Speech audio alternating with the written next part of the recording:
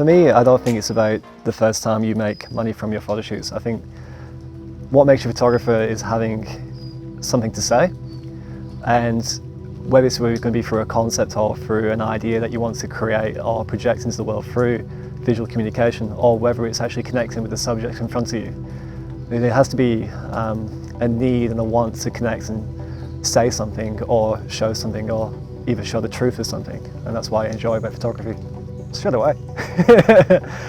If someone's asking you to do something for them that helps them progress, then I think they should exchange money, should exchange hands or some sort of give and take. There's times where you probably wouldn't ask for money, whether it's like you're helping each other to build your portfolio, or you both share a goal or a mission. I think for me, when the first time I did it was for a portrait session, and they wanted to do it for a model portfolio, and that I actually exchanged funds for that. It wasn't too much, but it was a fair amount to start with.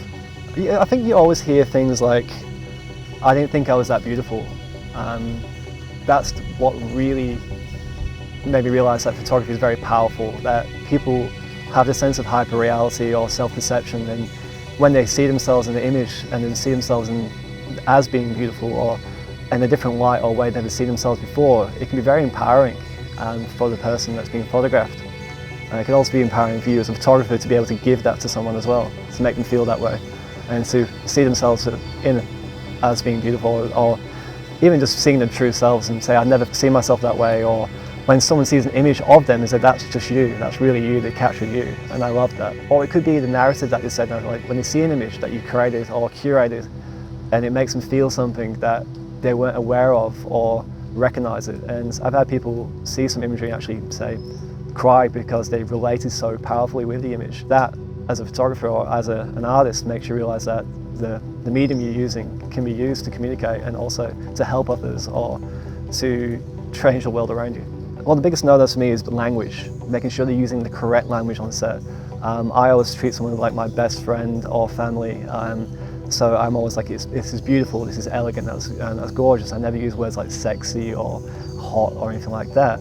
My sets are about making things very calm and comfortable and making sure that everyone feels in a real safe space, and that's my biggest thing to do. Also, I'm relaxing the ego on set as well, letting people grow and have room to bloom and show their skills and their talent, rather than trying to dictate things that are on set. You have to really let go and let things be organic and grow in their own way, otherwise you're just going to be like everyone else. I like some of my recent work because it's really exploratory, but there's always a series that will stay with me forever. It was a series I did dedicate to my father. It was to beautify the graveyards, because when my father passed away, I used to go to the graveyards quite a lot to see it. I have it as a memory to, donate my time to trying to connect with someone that's passed, as someone that's dear to me. I always saw Greek graveyards represented as a very negative way, so I wanted to show them in a very beautiful way.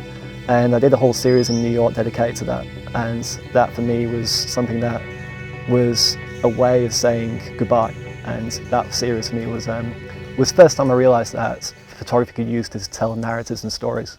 Try to use one lens, try to change the lens each time, challenge yourself.